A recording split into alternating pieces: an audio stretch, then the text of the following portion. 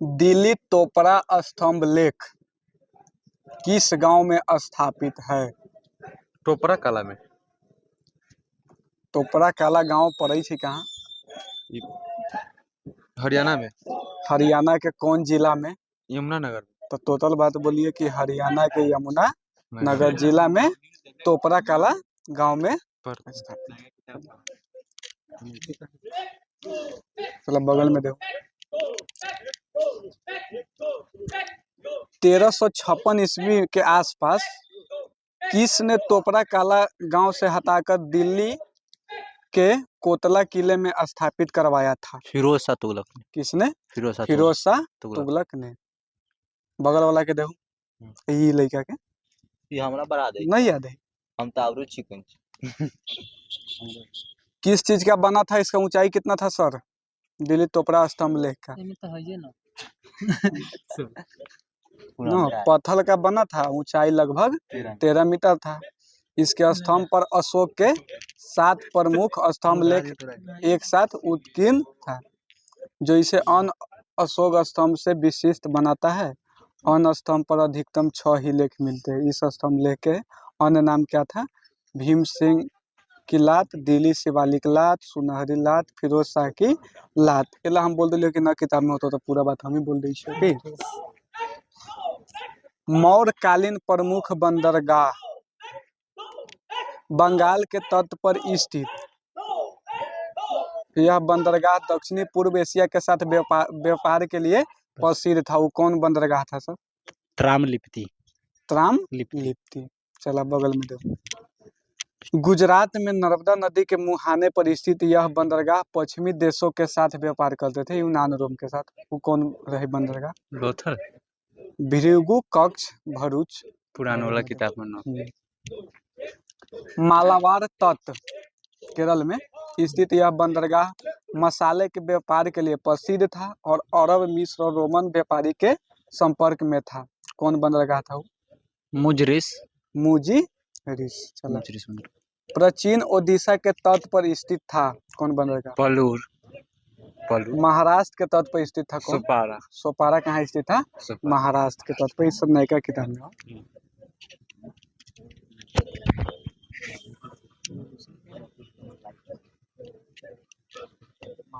मास्की शिलालेख की खोज किसने की थी सर? सी बोडौन। कहिया कहले रहे? 1915 ईस्वी में। दिल्ली मेरठ पहले मेरठ में स्थित था। यह स्तंभ लेख दिल्ली किसने लाया? फिरोज शाह तुगलक ने। चला बगल में। रामपुरवा स्तंभ लेख कहाँ स्थित है? खोज किसने किया था? रामपुरवा स्तंभ लेख जो था बिहार के पूर्वी चंपारण जिले में, चंपारण में स्थित है। इसका खोज कौन? कार्यालय ने किया था। कार्यालय ने किया था। कहिया किया था? 1872 ईस्वी में। इस स्तंभ के ऊपर कथी है? बैल की मूर्ति।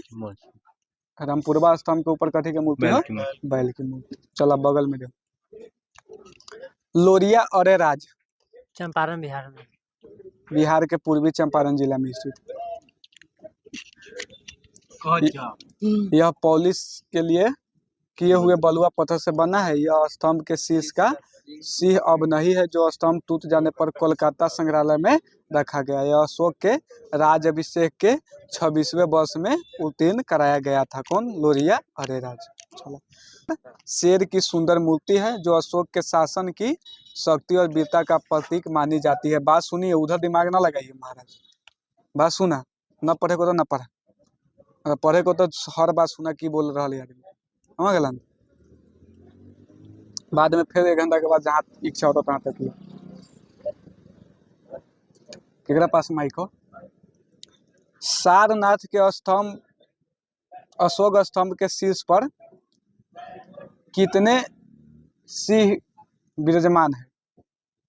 सिंह विराजमान है 4 गो।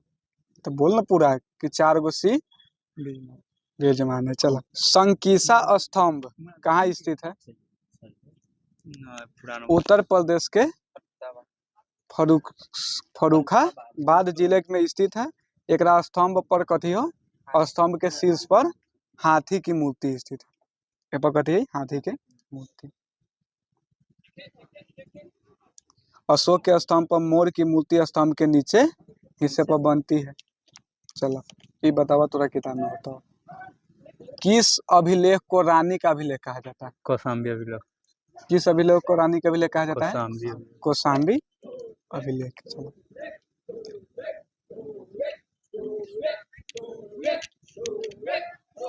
अशोक का कौन सा अभिलेख सबसे लंबा और कौन सा अभिलेख सबसे छोटा है? सबसे लंबा 7वां अभिलेख है और सबसे छोटा रोमन अभिलेख है, जिसमें लुम्बिनी की चर्चा है। लुम्बिनी में धम्म यात्रा के धम्म दौरान यात्रा की चर्चा है। अशोक के द्वारा पूरा 1/8 के 1/8 भाग कर दिले चर्चा है।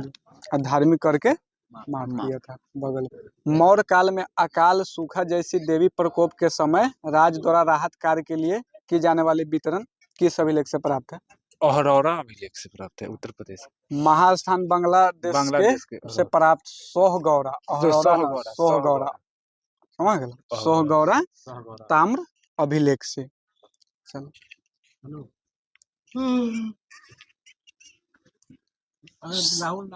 सभी मनुष्य मेरे बच्चे हैं। ये किस घोषणा में? प्रथम पृथक सार ए कुना अशोक का सार ए कुना जरा कंदहार भी कह सके छो अभिलेख किस भाषा से प्राप्त हुई है? किस भाषा में? ग्रीक एवं अरमेइक भाषा में प्राप्त हुई। चला बगल में साम्राज्य में मुख्यमंत्री एवं पुरोहित की नियुक्ति के पूर्व उनके चरित्र को काफी जांचा परखा जाता था। उसके परीक्षण को क्या कहा जाता था? उपधा परीक्षण। उपधा परीक्षण। सम्राट की सहायता के लिए एक मंत्री परिषद होती थी जिसमें सदस्य की संख्या कितनी होती थी? 12, 16, 20। 12 न तो 12 रही तले न तो 16 या 20 रही तले। ये ना याद रखा 12, 16, 20 ना या ना तो एगो 12 वाला रही तले हाँ। एगो 16 हो सके छै तो में 20 हो सके छै। ये ना कि 16 अलग 20 अलग ना कि तो 16 हो सके छै तो 20 अलग हो सके छै। 3 गो ना है एक ही या लागल मतलब या तो 12 हो सकता है या तो 16। 12 वाला तो ही है। अच्छा अलग जो है ना उसमें कि तो 16 हो सकता है ना 20 हो सकता है। ये वाला कहानी। चलिए अर्थशास्त्र में शीर्षस्थ अधिकारी के रूप में तीर्थ का उल्लेख मिलता है जिसे क्या कहा जाता है? महामात्र कहा जाता मात्र कहा जाता है। इसकी संख्या कितना है? है। 16 18। इसकी संख्या कितना है? 18। पुराण के बात न हुई थी।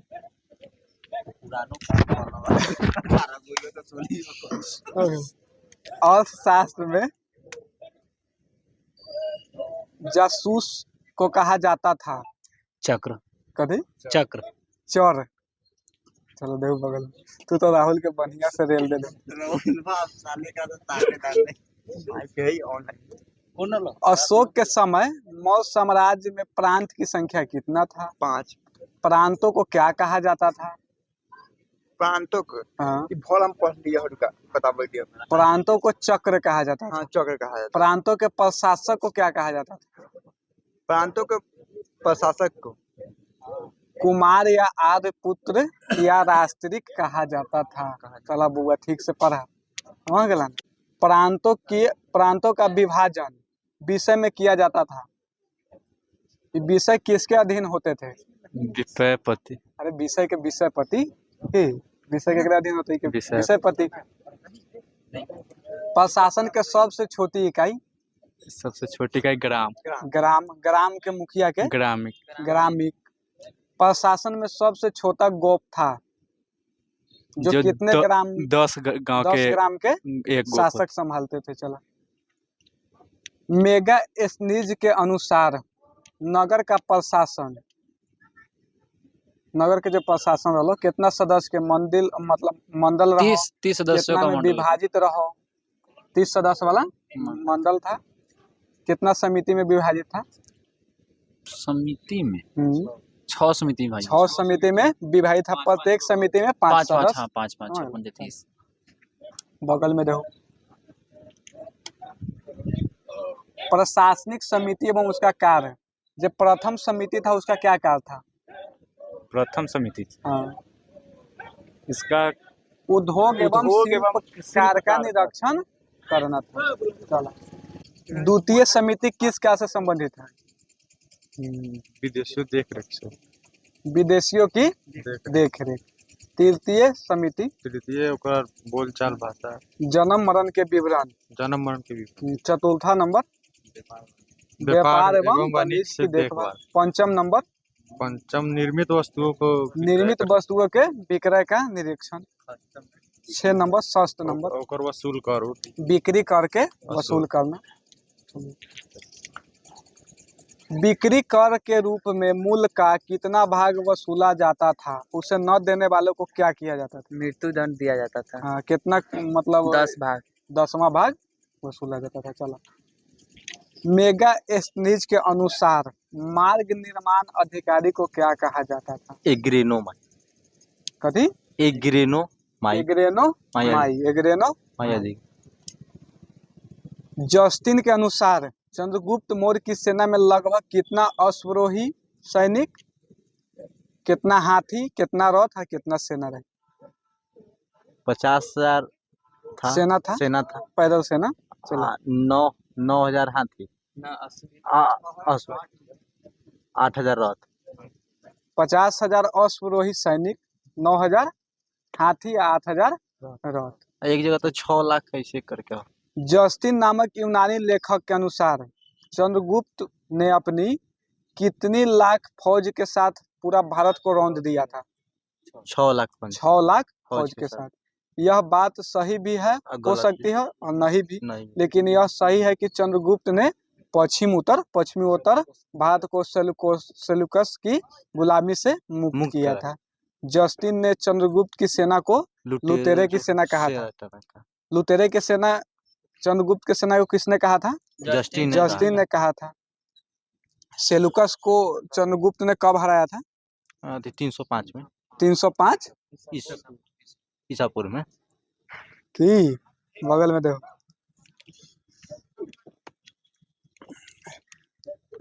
युद्ध क्षेत्र में सेना का नेतृत्व करने वाले अधिकारी को क्या कहा जाता था? नायक कहलाता। नायक कहलाता था। चलिए, बगल में सैन्य विभाग की सबसे बड़े अधिकारी को क्या कहा जाता था? सेनापति। पिलनी नामक यूनानी लेखक के अनुसार चंद्रगुप्त की सेना में कितने पैदल सिपाही, कितने घुड़सवार, कितने हाथी थे?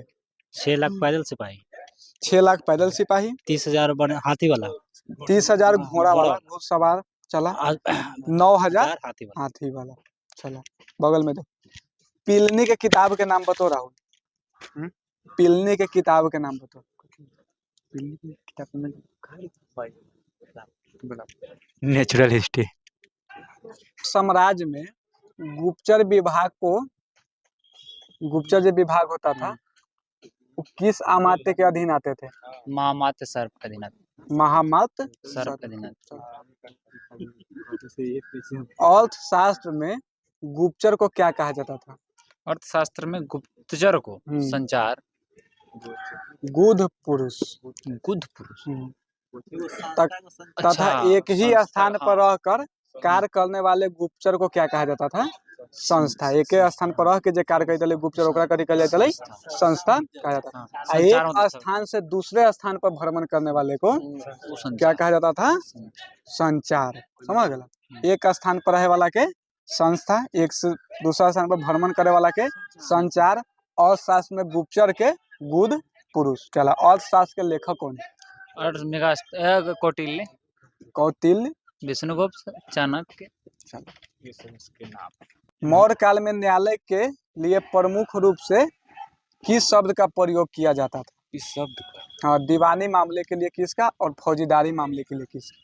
दीवानी मामले जो न्यायालय के प्रमुख होते रहे, समझ गया? मौर्य काल में तो दीवानी मामले के जो प्रमुख होते ओकरा की कहल जाइत रहे, आ फौजीदारी मामले के जो प्रमुख होते ओकरा की कहल जाइत रहे? याद ना है हमरा। न्यायालय के जो प्रमुख होता था दीवानी मामले वाले के ओकरा धर्म अस्तीय, आ फौजीदारी मामले वाला के कंतक शोधन। उच्च प्रशासनिक स्तर पर क्षेत्रीय विवाद के लिए संग्रह एवं दौलना मुख्य न्यायालय होते थे। ग्राम स्तर पर ग्राम न्यायालय होते थे। राजा के न्यायालय सर्वोच्च होता था।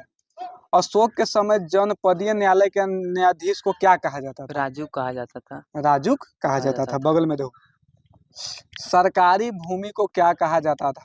सीता भूमि। बिना वर्षा के अच्छी खेती होने वाली भूमि को क्या कहा जाता अस्वेदा है? अस्वेदा अस्वीति से करे।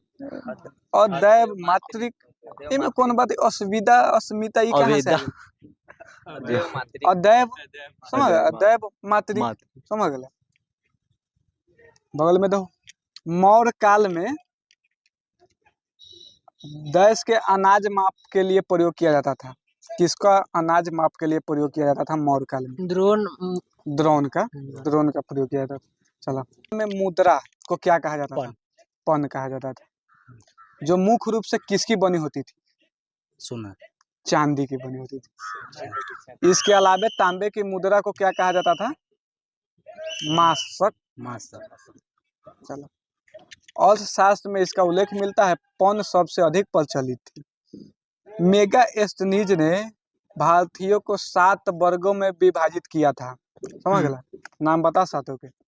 साधु के दार्शनिक, दार्शनिक, किसान, किसान, अहिर। अहिर, अब तू बोल, हम तो सब बोलते ही रहते। कारीगर, सैनिक, कारीगर, सैनिक, निरीक्षक, निरीक्षक और संभाषक, सभासद। सभासद। देख के तो कम से कम शुद्ध बोल भाई। नाम ना देखिए। स्वतंत्र वेश्यावृत्ति को अपनाने वाली को क्या कहा जाता था? अपना मन से वेश्यावृत्ति अपना लेता था। जीव रूपा जीवा कहलाता था। चलो नंद वंश के विनाश करने में चंद्रगुप्त मौर्य ने कश्मीर के किस राजा से सहायता प्राप्त किया था? कश्मीर के किस राजा से सहायता प्राप्त किया था? प्रवर्तक से प्रवर्तक से सहायता प्राप्त किया था। मौर्यकालीन स्थापत्य कला का सर्वश्रेष्ठ नमूना अशोक स्तंभ। अशोक के स्तंभ को माना जाता है। विशेष रूप से सारनाथ के अशोक स्तंभ को।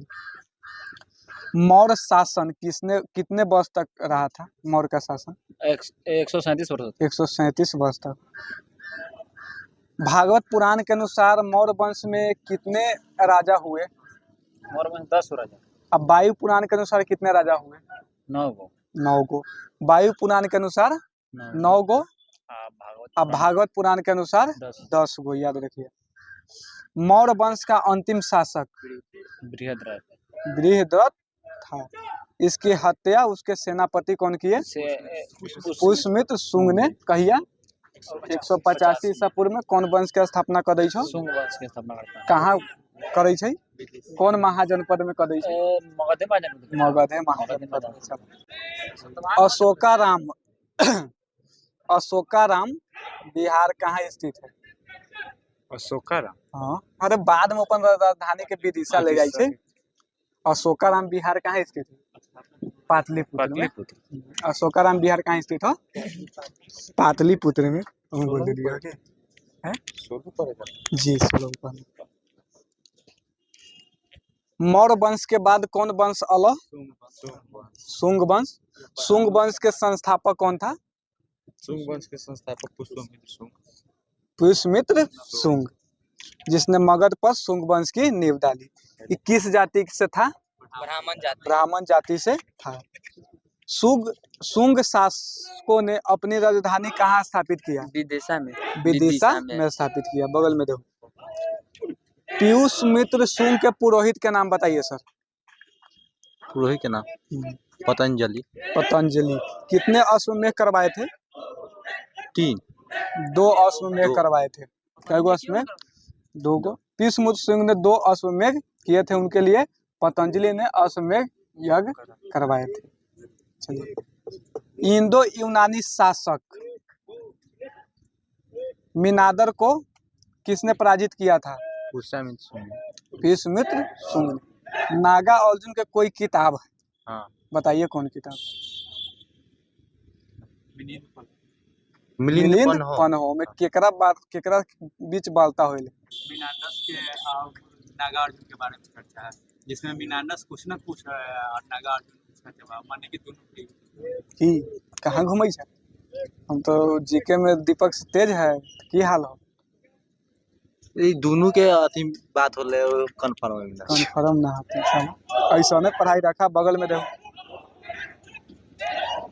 पीयूष मित्र शुंग मूल रूप से भगवान किनको मानते थे, किनका भक्त थे? पुष्यमित्र हाँ। शुंग का। किनका भक्त थे? पुष्यमित्र शुंग का। किनके भक्त थे? कौन भगवान के? शिव का। शिव के। शिव भगवान के मानने वाला कौन धर्म के माने? अरे शिव जी के मानने वाला कौन धर्म के मानता है?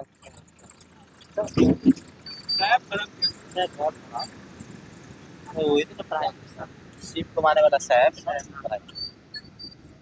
तारानाथ। तारानाथ कहाँ के इतिहासकार थे?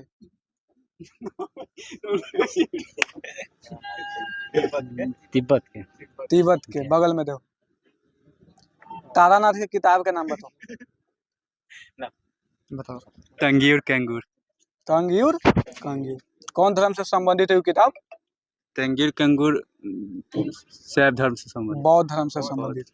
चलिए कुछ कुछ मिस्टेक हो सकता है, सब तो नहीं है।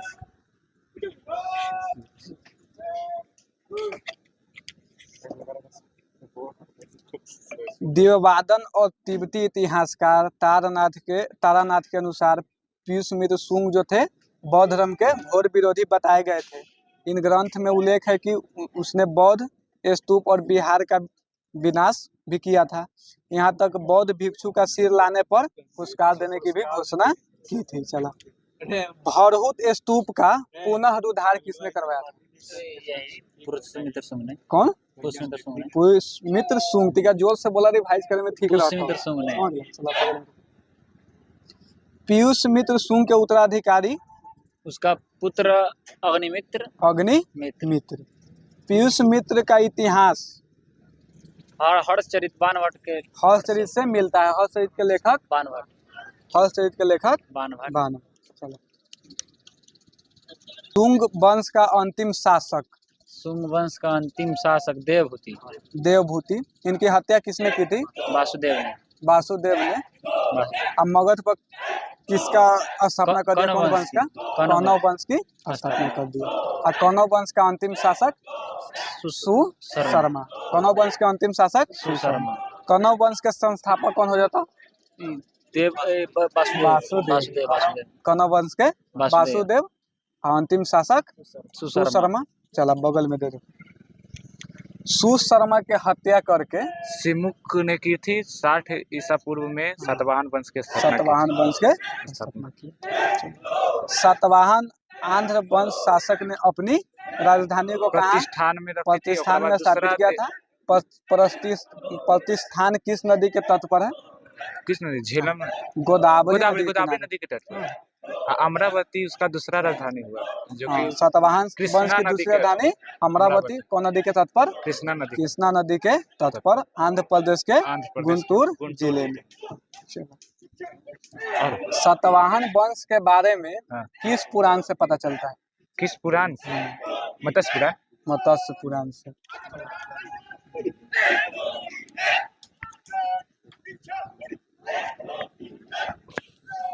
सातवाहन का मुख्य राजधानी कहाँ था?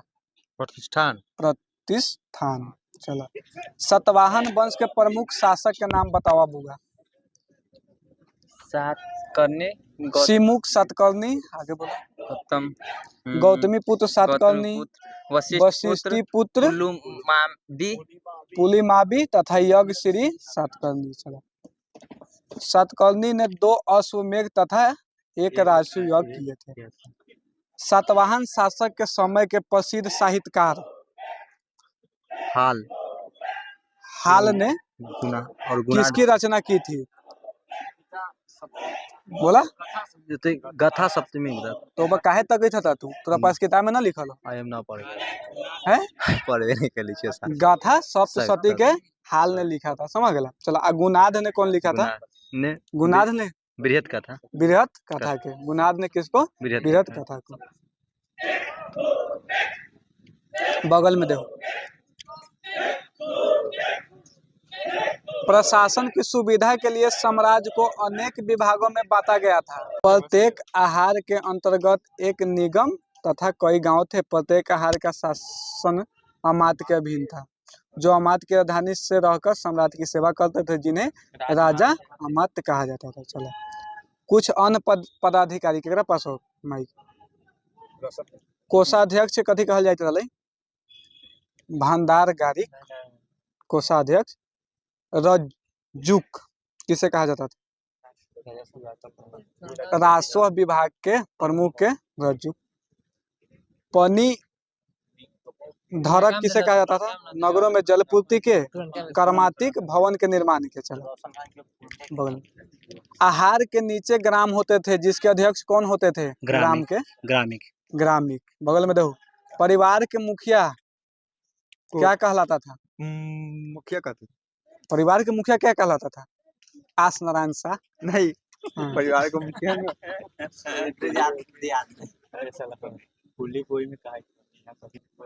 अरे गिरीह घर के कथी कहल जाइ छै? गिरीह। आ गिरीह के मुखिया के कथी कहते? गृहपति। कथी कहते? गृहपति।